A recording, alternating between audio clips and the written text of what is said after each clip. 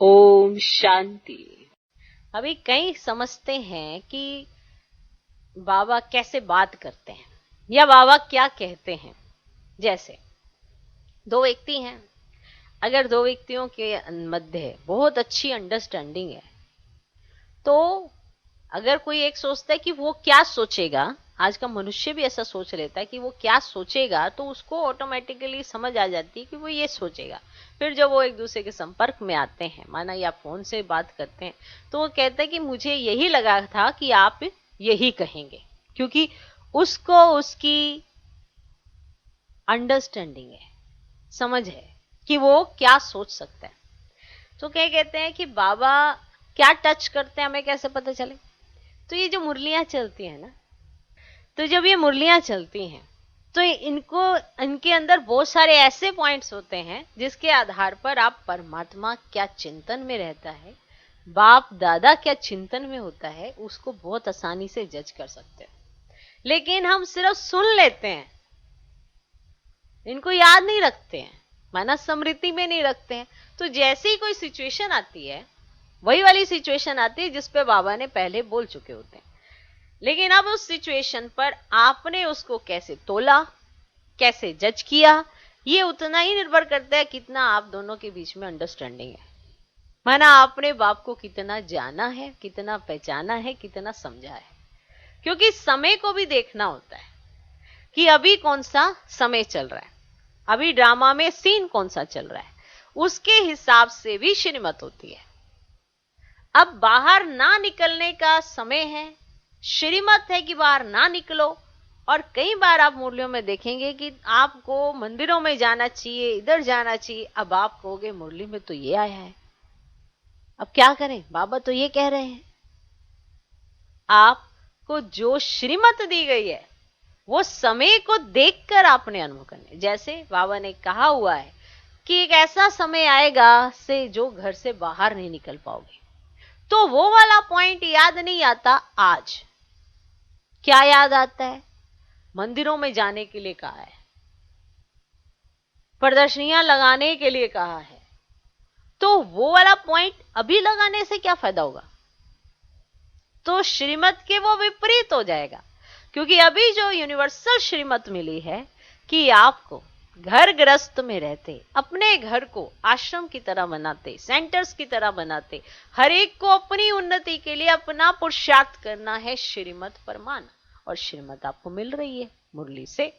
अब मुरली से कौन सा पॉइंट उठाना है, वो है आपके अपने व्यक्ति अपने कर्म के ऊपर। जैसे बाबा अभी कहते हैं आपको देह अभिमान छोड़ना है, तो देह अभिमान सिर्फ आपको सेंटर पर रहते ही थोड़ा आएगा,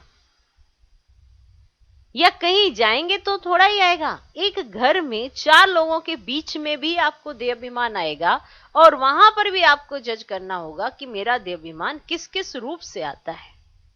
वहां पे भी आपको आत्म अभिमानी बनना है। पेपर का कोई अलग से ना ही तो एग्जामिनेशन हॉल है, ना ही ये पेपर कोई रिटर्न में आने वाला है, ना ही आपको रिटर्न माना रिटर्न में कहीं लिख कर देना है जिससे आपका पता लग सके आप कितने नंबरों से पास हुए। हर एक आत्मा अपना पेपर साथ लेके चलती है और हर एक का सेंटर अपना अपना है। इस समय की जो श्रीमत है उसके हिसाब से आप अगर आज मुरली को पढ़ेंगे तो आपको समझ में आएगा कि बाबा ये नहीं कहते हैं कि अपना सारा कुछ छोड़ के बच्चे बुच्चे ला के यहाँ पे मेरे पास रख दो, लो बाबा हम तो आपके हो गए, अब ये मेरे 4-5 बच्चे हैं, ये आप संभाल लो। तो ऐसे में क्या डायरेक्शन है? घर गृहस्थ में रहो, पवित्र बनो, बच्चों की संभाल करो, अच्छे संस्कार उनमें दो। जिन संस्कारों को आप शिक्षा के रूप में ले रहे हैं, तो आपका कहना भी आपके बच्चे माने, तो उसके लिए आप धारणा करो, उन्हें समझाने की प्रयास करो। ये हाथ उठा के पिटाइयां करके ये सब आपको शोभा नहीं देता है, तो क्यों करना? ये सब चीजें आदतें छोड़ दो। फिर जब ये छोड़ दोगे फिर उसके बाद क्या होगा? परिवर्तन, पवित्र बनो। लेकिन मैंपन छोड़ो, मोह जाल छोड़ो, तो कैसे टचिंग होगी आपको? कैसे पता चलेगा आपको कि बाबा आपको क्या शिक्षा देना चाहते हैं? जब आप बुद्धि से बाबा को जानेंगे, पहचानेंगे, समझेंगे, तब तो समझ में आएगा कि इस समय कौन सा ज्ञान प्रकट होना चाहिए। समय को देखकर, ड्रामा को देखकर, सिचुएशन को समझकर वो जब इमर्ज होगा तभी तो आप सफल होंगे। नहीं, अब बाबा ने कहा माताओं का मोह होता है पोतरे दोतरे अपने बच्चों के अंदर, और पांडवों का मोह होता है धन में। भगवान ने कहा है जो भगवान कहे मान लेना चाहिए। ऐसे ही थोड़ा चिंतन इस तरह से चला कि हर कोई मुरली पढ़ रहा है, हर कोई मुरली से ही समझने की कोशिश कर रहा है, फिर भी समझ नहीं आती है। कारण क्योंकि वो क्या सोच रहा है ये अंदाजा नहीं है। ना तो वो समय को देख पा रहा है कि समय को भी देखे, तब वो बाप की श्रीमत को भी देखे, परखे। बाबा के महावाक्यों में ऊपर उठाने की ताकत है, नीचे गिराने की या नीचे बिठाने की नहीं। कभी भी बाबा कहते हैं कि तुम ऐसे क्यों नहीं कर रहे हो, तो वो भी बाबा उकसा रहे हैं कि हाँ भाई हम करें, बिठाने के लिए नहीं कहा है। बाबा कई बार कहते हैं अगर ऐसी एक्टिविटी है तो तुम जाके चंडाल बनोगे, तो बाबा चाहते हैं कि तुम चंडाल बनो? नहीं, बाबा हिंट दे रहे हैं कि ऐसी एक्टिविटी छोड़ो, ये कहना चाह रहे हैं।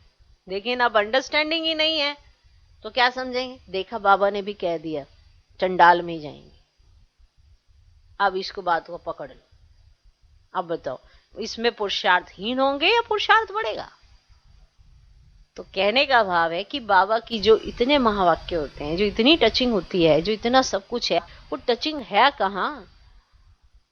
कहाँ है? इनमें ही तो है, मुरलियों में। कि हर बात पर पॉइंट वही आना चाहिए जो आपको ऊपर उठाए, जो बैठा दे नीचे गिरा दे, वो पॉइंट ही नहीं है, वो आपने गलत यूज किया उसको। ओके, समझ के देखना, इस पे भी चिंतन चला के देखना कि ड्रामा की नॉलेज से हम कितना अपना कल्याण कर सकते हैं। बैठ नहीं सकते, प्रश्न उठा नहीं सकते, सिचुएशन होंगी आपके सामने, लेकिन आप हलचल में आ नहीं सकते क्योंकि आपको ड्रामा की नॉलेज है। और अगर आप हिलेंगे नहीं तो परमात्मा से प्रश्न नहीं करेंगे, और जब प्रश्न नहीं करेंगे तो संशय में नहीं आएंगे, और संशय में नहीं आएंगे तो उलाना नहीं देंगे। कहते हैं कि प्यार जहां होता है लड़ाई भी वहां होती है। हमको तो ये थ्योरी नहीं समझ आई आज तक। अगर प्यार है, रिगार्ड है, सम्मान है, तो एक्सेप्टेंस भी होगी, और जहां पे एक्सेप्टेंस होगी तो वहां लड़ाई कैसे होगी? नहीं होगी। तो इसलिए ये दुनिया की तमोप्रधान दुनिया की नजर से कभी भी अपने आप को बाबा के साथ कंबाइंड ऐसे नहीं करना। उलानों में मत जाना कि बाबा ने ऐसा कहा था फिर ऐसा हो गया, बाबा तो ऐसे कह रहे थे फिर ऐसा कैसे हो गया। आपको निश्चय होना चाहिए परमात्म हर महावाक्य पर, क्योंकि उसी के आधार पर आपने आगे बढ़ना है। तो आप किसी को मत देखो, पर शिक्षा लो इस बात की कि जो गलती दूसरे में दिखाई दे रही है वो मुझसे नहीं होनी चाहिए, बस खत्म। जो इस तरह से दूसरे की गलती से शिक्षा लेता है वही अनुभवी कहलाया जाता है। जरूरी नहीं है कि कीचड़ में पांव रखकर ही आपको एहसास हो कि कीचड़ कैसा है। अगर आपके सामने किसी ने कीचड़ में पांव रखा है तो अनुभव से भी तो सीख सकते हो किसी के।